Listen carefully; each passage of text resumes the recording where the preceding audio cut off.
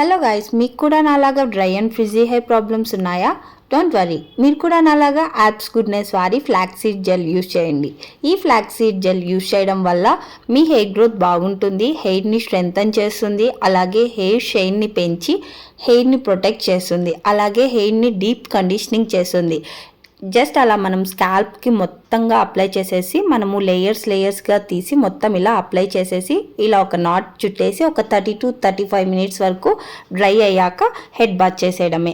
అలాగే ఈ జెల్ హెయిర్కే కాకుండా మన స్కిన్కి కూడా అప్లై చేయడం వల్ల డార్క్ స్పాట్స్ అండ్ పోర్స్ని రెడ్యూస్ చేసి గ్లోయింగ్ స్కిన్ని ఇస్తుంది. అలాగే స్కిన్ని మాయిశ్చరైజ్ చేయడమే కాకుండా యాక్నీని కూడా కంట్రోల్ చేస్తుంది.